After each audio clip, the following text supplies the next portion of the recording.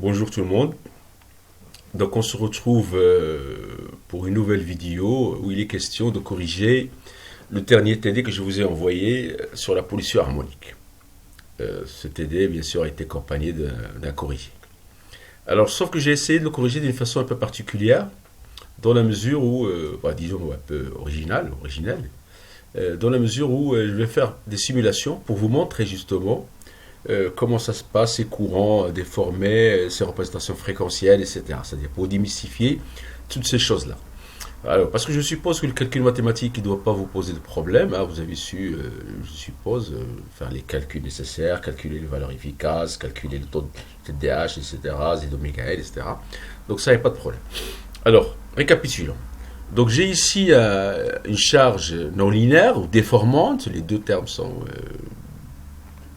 on peut dire les deux, alimenté par un réseau de 130 volts 50 Hz. Et j'ai mis entre les deux un filtre qui va filtrer.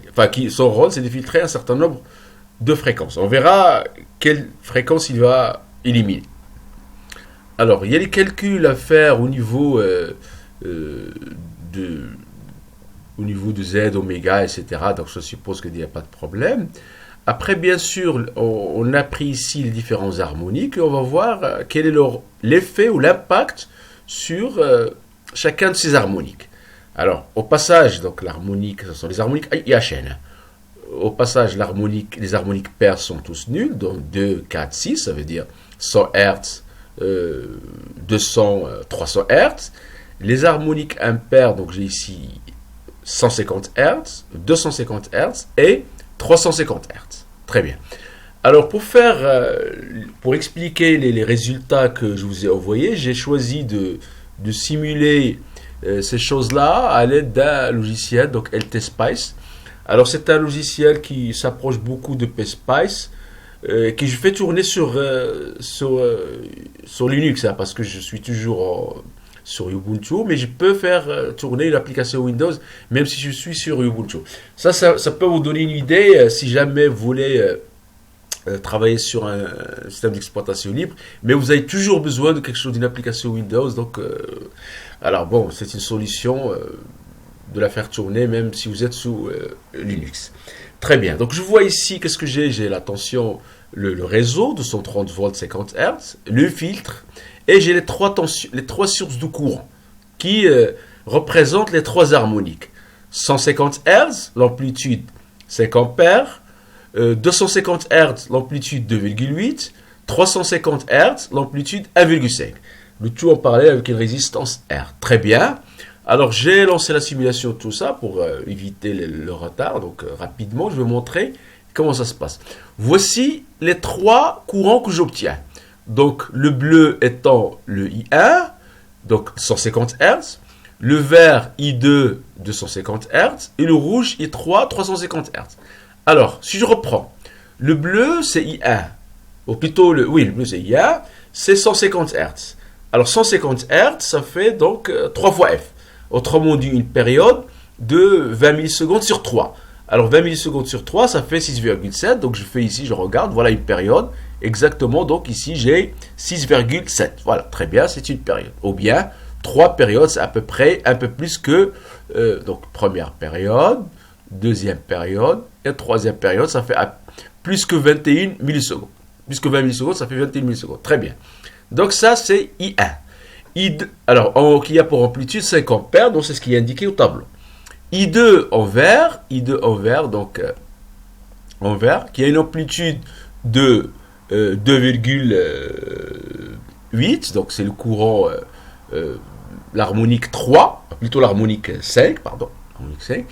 L'harmonique 5, il a une fréquence 5 fois la fréquence du fondamental, 250 Hz. Autrement dit, il a une période 1/5 de la fréquence du fondamental. La fréquence du fondamental, c'est 20 millisecondes, donc ça veut dire qu'il a une fréquence de 4 millisecondes. C'est bien ce qu'on vérifie ici, hein, c'est exactement 4 millisecondes, puisque de ce point à ici, j'ai 4 millisecondes. Voici donc une période pour le signal I2. Pour le signal I3, donc l'amplitude 2 ici, on l'a vérifié, donc c'est 2,8, 2,9, pour le signal I3, plutôt pour le courant I3, donc l'harmonique 7, il a une fréquence de 350. Autrement dit, la période a été multipliée par 7, ça veut dire que la fréquence a été multipliée par 7, ça veut dire que la période a été divisée par 7. Alors 20 sur 7, ça fait à peine 3 millisecondes. Donc on va le voir ici. Donc la période est là, donc ça fait à peine 2,8 millisecondes. Ok, c'est bon. Donc voici les trois signaux I1, I2, enfin ce que j'ai appelé ici I1, I2 et 3, ça veut dire l'harmonique 3, l'harmonique 5, l'harmonique 7. Alors chacun de ces harmoniques, il est purement sinusoïdal. Donc au niveau de sa représentation fréquentielle, j'aurai une seule ray, une seule composante fréquentielle. Donc c'est ce que je vais vérifier. D'abord, je commence par, voici le I1. Le I1, il est là. Le I est là, donc on voit bien qu'il a une représentation fréquentielle de 150 Hz. Donc on voit bien ici, 150 Hz. Très bien. Et là, ce n'est pas l'amplitude qui est représentée, mais c'est plutôt la valeur efficace. Alors la valeur efficace, j'ai ici 3,5. Donc si vous divisez 5 par racine de 2, vous allez avoir 3,5. Donc ça, c'est l'harmonique 3. Donc rappelez-vous, ce que le logiciel représente en termes de représentation fréquentielle, ce n'est pas l'amplitude, mais la valeur efficace de la composante harmonique. Le I2, vous l'avez ici, le I2, voilà, donc c'est 250 Hz, et il a pour amplitude, ou plutôt valeur efficace, quelque chose qui ressemble à 1,95, donc vous divisez par 2,8 par racine de 2, vous allez avoir ça. Donc, une seule composante fréquentielle. Et pour terminer, le I3, qui a une représentation, qui a une seule composante fréquentielle, à 350 Hz. Autrement dit, 7 fois le fondamental. Très bien. Donc, voici les trois composantes fréquentielles, enfin les trois représentations fréquentielles des harmoniques 3, 5, 7. Alors maintenant, on va voir une représentation justement du signal I. Celui qui va être filtré, d'accord? Ou qui est filtré, appelez ça comme vous voulez. Alors, je reviens ici, donc je vais effacer, donc voilà, donc je vais effacer, donc ici alors, pour avoir un nouveau, alors je vais le relancer, c'est pas grave. Très bien, donc ici, 50 RAW, fermé.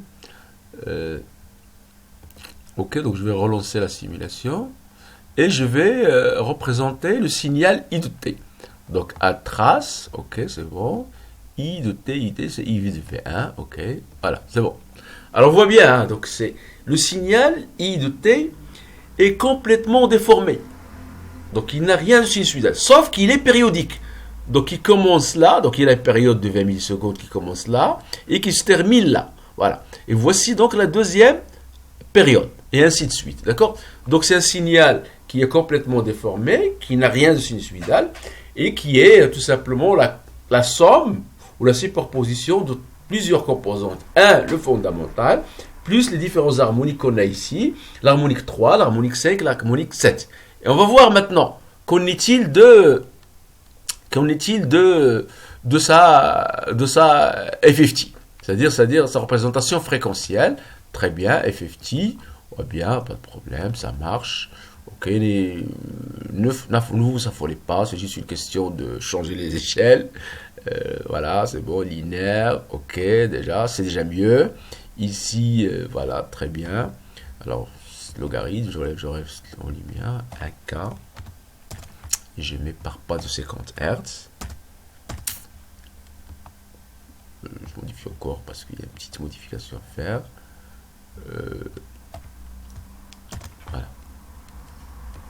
Voilà. Alors, voici la représentation fréquentielle de I de T. Donc, il a une première représentation à 50 Hz. Donc, ça, c'est le fondamental. Alors, c'est en termes de valeur efficace. Si vous prenez la valeur efficace du fondamental, alors, donc ça, c'est le fondamental. Et puis, ici, donc, l'harmonique 3, dont je me suis débarrassé. Donc là, on voit bien ici l'harmonique 3 à 150 Hz. Il a une amplitude très très faible, inférieure à 100 milli, alors qu'au départ, il a une amplitude de 5 ampères. L'harmonique 5, il a une valeur efficace de 1,3, alors qu'au départ, il avait une valeur efficace de 2,8. Et l'harmonique 7, il a une valeur efficace de 1, ici inférieur à 1 ampère, alors qu'au départ, il avait une valeur efficace de 1,5. Donc, la principale, la principale chose qu'on a pu faire grâce à ce filtre, c'est on s'est quasiment débarrassé de l'harmonique 3, c'est très, très intéressant. Il a une particularité, une singularité, cet harmonique 3, il pose un problème. Donc je vais essayer de revenir dans une autre vidéo pour vous expliquer justement cette singularité. Alors, on s'est débarrassé de l'harmonique 3 et on a diminué l'impact de l'harmonique 5 et de l'harmonique 7. Ça veut dire on arrive, normalement, les conséquences directes, c'est diminuer le TDAH et augmenter le facteur de puissance de l'installation. Ok. Alors, l'avantage de ce logiciel SLT Spice, c'est qu'il peut nous aider. Il calcule le TDAH et il met ça dans un fichier. Je vais chercher ce fichier. Alors, je vais chercher ce fichier log. Il est là. Voilà, très bien. Ok. Alors, voilà le fichier log. Très bien. Ok, donc ce fichier log, c'est un fichier où j'ai les principales composantes fréquentielles, donc les 10 harmoniques, 1, 2, 3, 4, 5, 6, 7, 9. Je peux aller plus, mais ça ne sert à rien, puisque déjà au niveau du tableau, je m'arrête à l'harmonique 7. Alors, le fondamental, 50 Hz. Alors, rappelez-vous, dans comment dirais-je, la correction de l'exercice, il a une valeur efficace de 8,1. C'est bien ce que j'obtiens ici. Ok. Alors, ne faites pas attention à ces deux colonnes, c'est le déphasage. Donc, pour le moment, on ne s'intéresse pas trop au déphasage. Par contre, cette colonne est intéressante, c'est la normalisation. Ça veut dire, on va prendre le fondamental comme étant égal à 1, et tout le reste, c'est un pourcentage du fondamental. Alors, l'harmonique 2, 100 Hz, ok, donc 100 Hz, il a une amplitude de 3,58 10 puissance moins 4, donc inférieur au milliampère. Donc, c'est bien, donc c'est quasiment négligeable. Et de toute façon, en termes de normalisation, il est encore très très faible par rapport au fondamental. L'harmonique 4, c'est également... Alors l'harmonique 3, ici, c'est 1,08 comme valeur efficace. Donc si vous prenez ce qu'on avait... l'harmonique 3, l'harmonique 3, c'est 1,08 10 puissance moins 1, ça veut dire 0,1. Justement, on s'est quasiment débarrassé de cette harmonique puisque son amplitude est à peine égale à 100 milli. Alors qu'au départ, il est quand même égal à 5 ampères. Alors, donc je regarde plus les harmoniques paires, donc 4, 6, 8, ils sont quasiment tous nuls. Donc ici, 10 puissance moins 4, 10 puissance moins 4, 10 puissance moins 4. Donc l'harmonique 5, il a une amplitude donc 250 Hz, il a une valeur efficace plutôt de 1,91. Donc si vous regardez le corrigé, c'est bien ce qu'on a, ok. Et en termes de pourcentage, il représente à peu près 0,23 par rapport au fondamental. Et l'harmonique 7, 350 Hz, il a une valeur efficace de 1,27. Donc c'est bien ce qu'on a, donc je vérifie, donc je ne raconte pas. Donc ici j'ai 1,29 dans le corrigé, donc c'est pas très très loin. Il y a des approximations dont il faut tenir compte. Et il représente à peu près 0,15 ou 15,6% du fondamental en termes de rapport. Alors, donc, les deux dernières colonnes, donc j'ai dit, faites pas attention. Et voilà ce que j'ai pour ce qui est comment dirais-je, le taux de distorsion harmonique. Tout calcul fait, je trouve 28,38%. Alors, si vous regardez le document, la corrigé, on a exactement 28,7. Donc, on retrouve très très bien aux erreurs de calcul près, plutôt d'approximation près, parce qu'il y a aussi, il faut tenir compte des approximations du logiciel. On retrouve exactement. Et avec un facteur de puissance qui n'est pas du tout très mauvais, enfin, qui n'est pas du tout mauvais justement, c'est quasiment 0,89.